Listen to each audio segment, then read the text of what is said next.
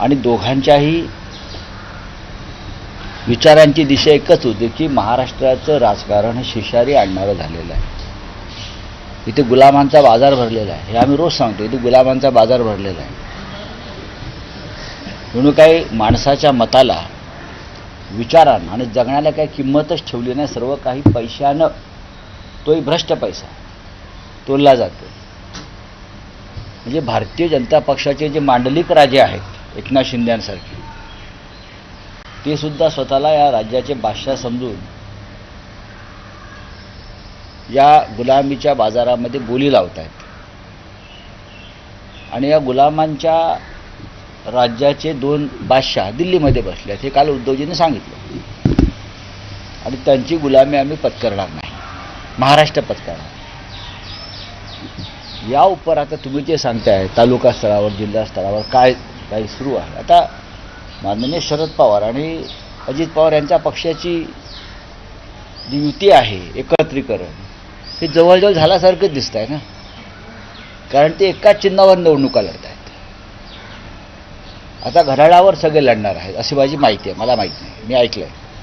त्याच्यामुळे तो प्रश्न आता विचारणं निरर्थक आहे त्या विषयावर. आता सोलापूरला 2 शिवसेना एकत्र लढत आहेत, माझ्याकडे माहिती नाही. माझ्याकडे माहिती नाही. हा निर्णय अधिकृतपणे झालेला नाही, एक तुम्हाला मी सांगतो. अशा प्रकारचा कोणताही निर्णय शिवसेना पक्षप्रमुख उद्धव ठाकरे यांनी घेतल्याची माझ्याकडे माहिती नाही. आणि ते घेतील अशा प्रकारचा निर्णय असं मला वाटत नाही.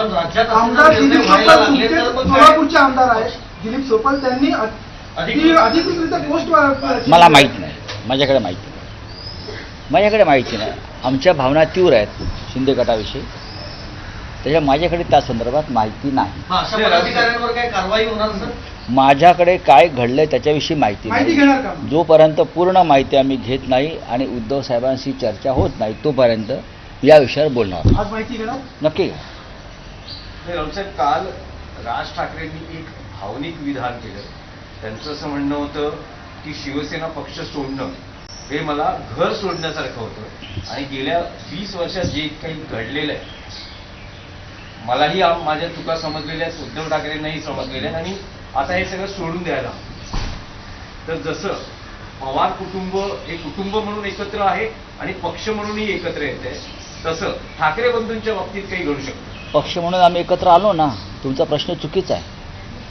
त्यांचं जे 3रं वाक्य आहे ते अत्यंत महत्त्वाचं आहे, 3rd स्टेटमेंट, की आता आम्ही सगळं विसरून एकत्र आलेलो आहोत. सगळं विसरायला पाहिजे महाराष्ट्रासाठी. त्यातलं हेच वाक्य महत्त्वाचं आहे आणि याच भावना महत्त्वाच्या आहेत दोघांच्या वतीनं. आता कशाला प्रश्न विचारता? नका विचार.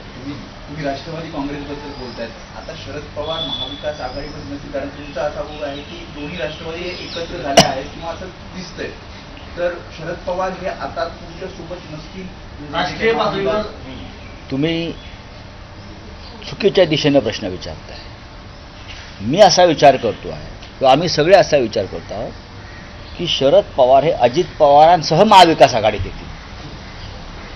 असं काय विचार करा की शरद पवार आणि अजित पवार हे एकत्रित महाविकास आघाडीमध्ये, म्हणजे अजित पवारांसह महाविकास आघाडीत असेल ना. कारण शरद पवार हे आमच्याबरोबर आहेत, त्यांचा पक्ष महाविकास आघाडीत आहे. अजित पवार हे महायुतीमध्ये आहेत, तरीही त्यांनी महाविकास आघाडीबरोबर पाठ लावलेला आहे.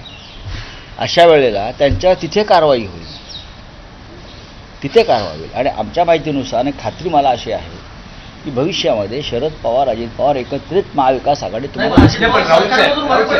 त्यांना पडावं लागेल. एका दगडावर 2 पाय कसे ठेवणार? 2 दगडावरती पाय कसे ठेवणार? त्यांना काहीतरी एक सोडावं लागेल ना, किंवा काहीतरी एक स्वीकारावं लागेल. राऊतसाहेब, भाजपचे नेते अनेकदा आठवण करून देत असतात सिंचन घोटाळ्याची फाईल अजून ओपन आहे.